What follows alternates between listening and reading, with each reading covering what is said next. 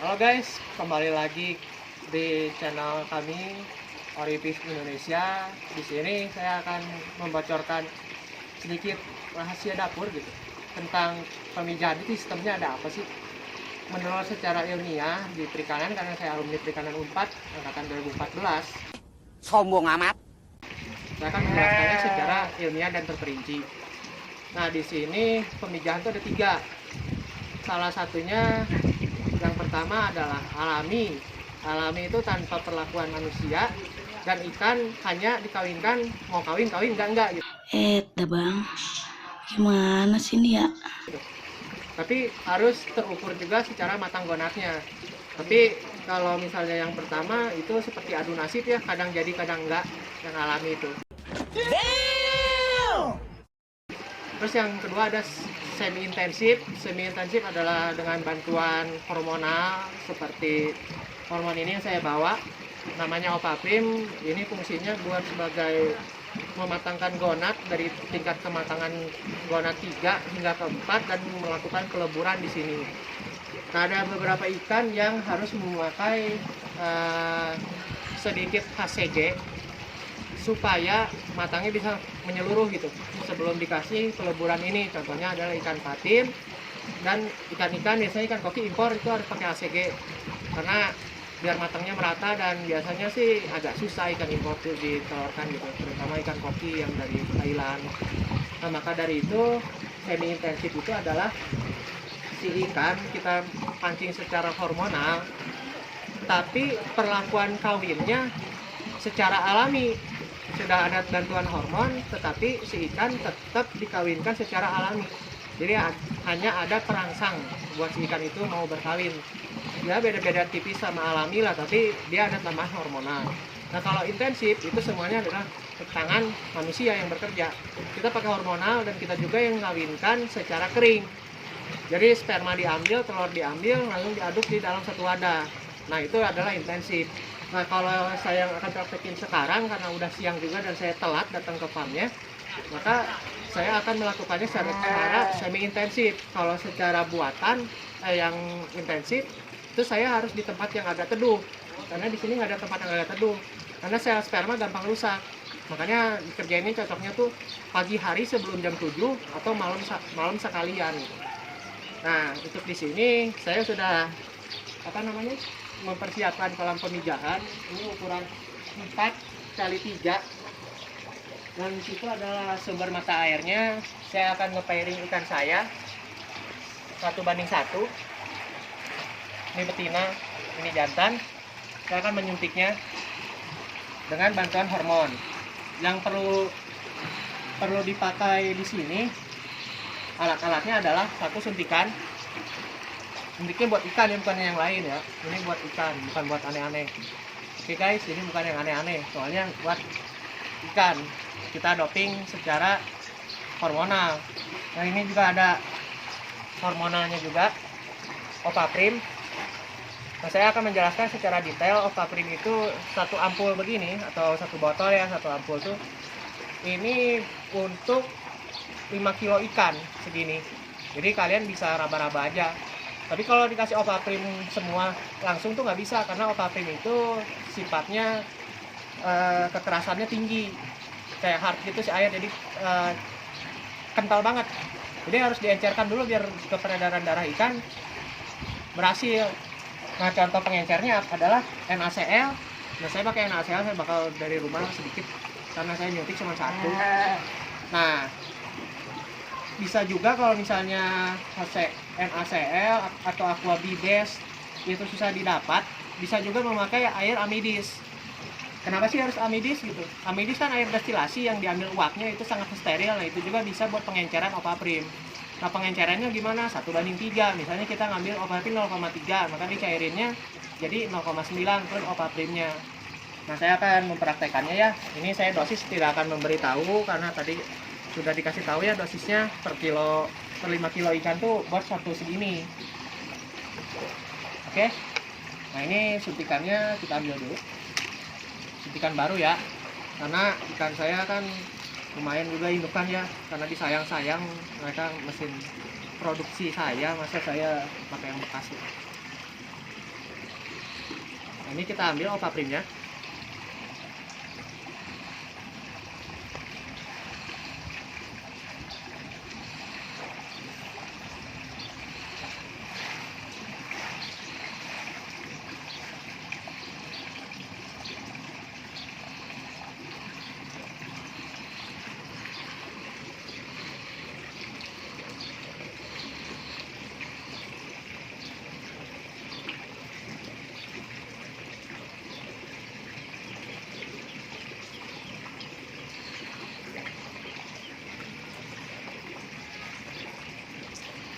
Nah, bisa dilihat kan kekentalan si Opaprimnya tuh sangat kental tuh. Tuh, airnya kental. Tuh. Kelihatan? Mudah-mudahan nggak ngeblur ya kameranya ya. Nah tuh, kental kan? Nah, makanya itu harus dicairin pakai ini. Kita ambil.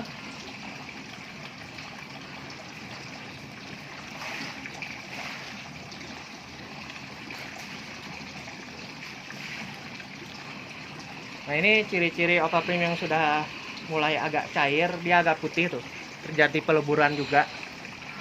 Nah, ini masih terlalu kental ya. Kita harus cairin sedikit lagi.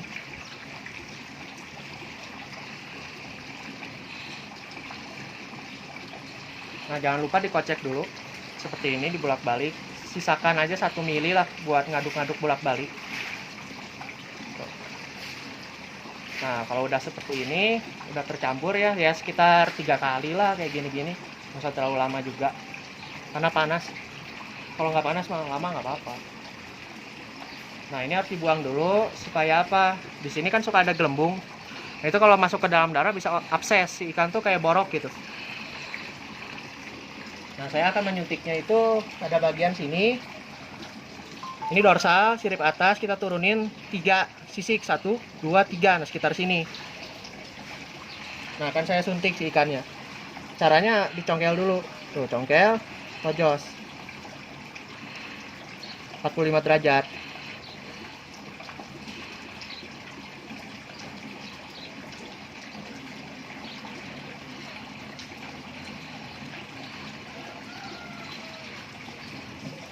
Nah, kan karena gonat ikan itu ada 2 ya, sebelah kiri dan kanan. Bila mana saya pernah nyuntiknya cuma 1 kali di bagian kiri doang atau kanan doang itu, masuk masih ada sisa telur. Makanya saya males gitu, 2 minggu harus nelorin lagi, mending dibuang sekalian semua. Nah, saya akan menyuntiknya di bagian satu lagi. Kita congkel dulu, terus tusuk.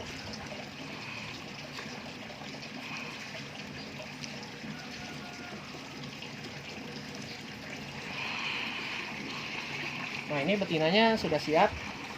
Kita masukin ya. Kalau ikannya gede sih biasanya saya memakai obat bius.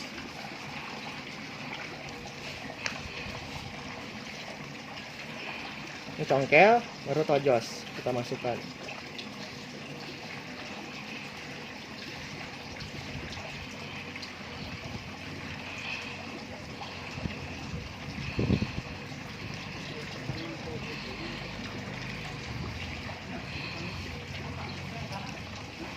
Nah, ini sudah.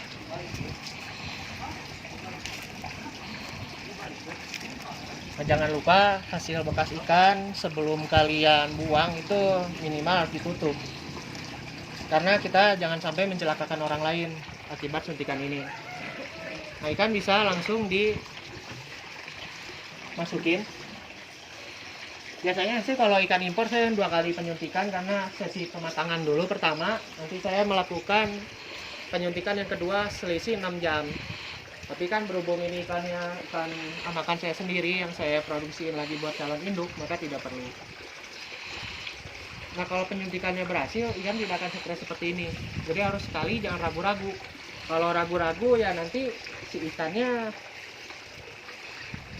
tidak akan sempurna peredaran darahnya gitu. Nah, maka dari itu penyuntikannya harus secara ikan jangan stres gitu, jangan terlalu banyak berontak gitu.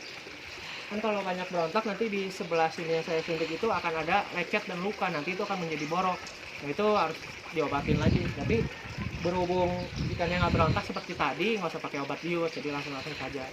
Nah, seperti yang saya bilang tadi, pemijahan itu ada 3 kan, alami, semi buatan, dan buatan. Nah yang saya lakukan adalah semi alami atau semi intensif.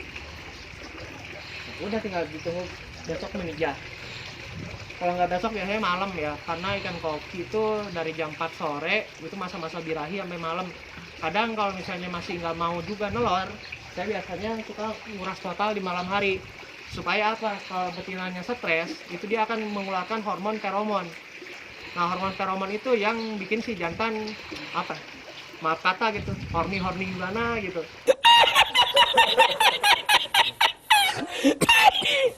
Nah nanti dari situ baru terjadi pembuahan dan si ikan tuh kawin di situ.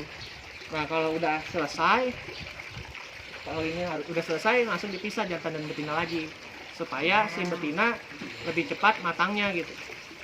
Nah mungkin yang betina yang lain sekitar 1 minggu lagi akan ada produksi lagi. Cuman kayaknya sih belum ya. Coba saya tangkap satu ya.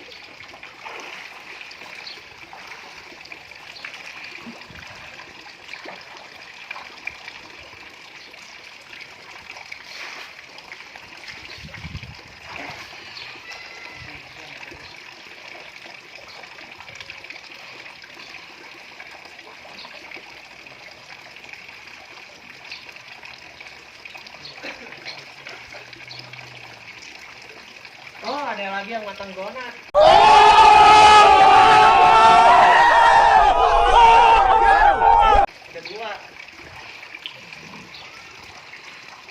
Ada dua yang sudah matang. Mungkin saya akan ambil jantan di sana. Nah ini kan ada matang gonat lagi. Kita akan suntik lagi. Ini suntikan baru lagi karena beda ikan ya. Nah kita ngulangin lagi ya, biar kalian juga lebih paham. Tapi saya akan banyak diam. Mungkin nanti akan ditemanin oleh musik-musik yang indah gitu. Baca. Pertama adik-adik kelas saya, adik-adik di perikanan wajib nonton video ini ya. Bukan karena saya nyari adsense, bukan. Oke. Tapi ya kalian lebih kebayang lah, karena nyari ilmu tuh nggak cukup hanya di kampus, kalian harus banyak keluar juga. Dan jangan lupa ya, lagi musimnya pandemi corona, kemana-mana tetap menggunakan masker demi kebersihan dan keselamatan pada diri masing-masing.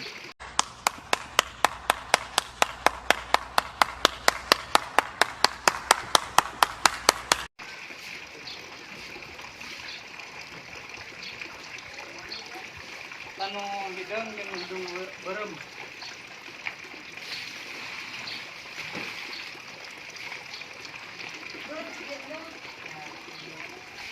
Nah,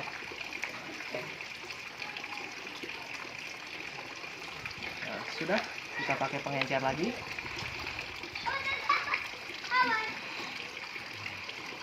Nah putih kan tuh sudah dikencerin, dia akan mulai mengencer menjadi putih.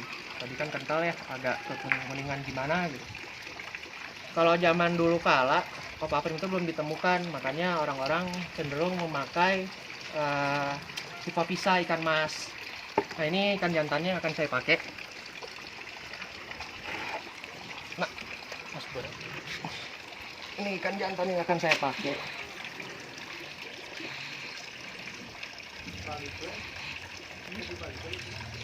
Ini kurang sedikit ya.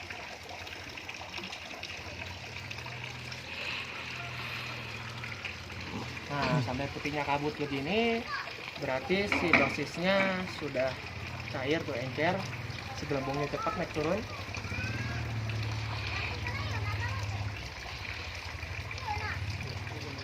Nah saya akan melakukan penyuntikan di sini. Saya mulai dari betinanya dulu. Betinanya disuntik sama 2 kali.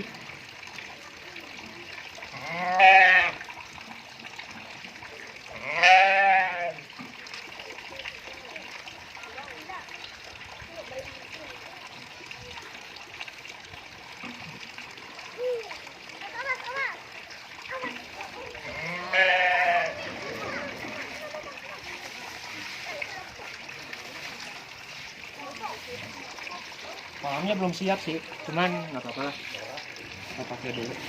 Ini jantannya. Kalau berontak jangan dipaksa, dilepas aja.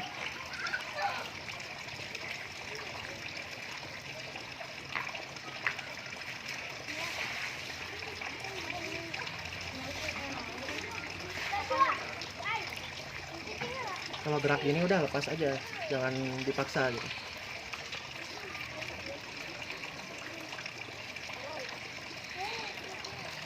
Ah, salah yang warna merah kecil jantannya. Hah? Merah kecil. Kalau Chris, Nah, ini selalu nggak bisa saya pakai. Belum waktunya. Ini salah jantan.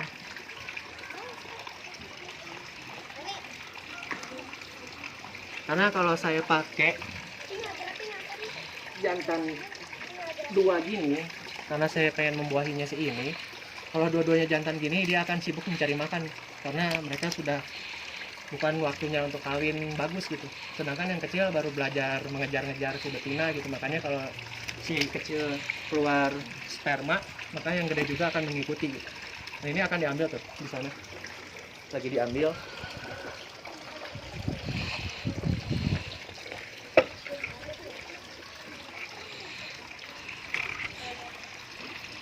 Nah, ini punya teman saya ya. Namanya punya Chris, dari akun Instagramnya DGF Goldfish, dan di Facebooknya juga DGF Goldfish. Nah, ini ikan dia sekitar umurnya 4 bulanan. Ini masih tahap-tahap ikan mejehna kawin kata orang Sunda mah, atau lagi senang-senangnya kawin gitu. Nah, kita akan suntik tambah hormonal. Nah, ini dosisnya sedikit saja kalau ikan-ikan kecil karena dia belum tentu kuat juga disuntik.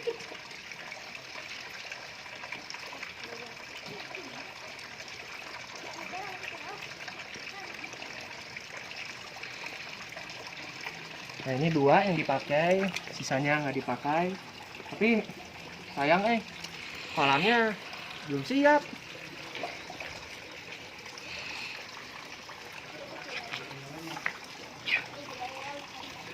Nah, ini buat menambah rangsangan pada ikan dengan menambahkan eceng gondok. Kita kan namanya juga semi intensif ya, ada tangan alam, ada tangan manusia. Nah, itu kita kolamnya sih belum ini ya, belum siap. Ini saya bikin 1:1 karena jantannya lagi masa produktif banget, sedangkan yang besar ini adalah ikan-ikan saya yang tua, makanya harus dipancing dengan yang kecil gitu.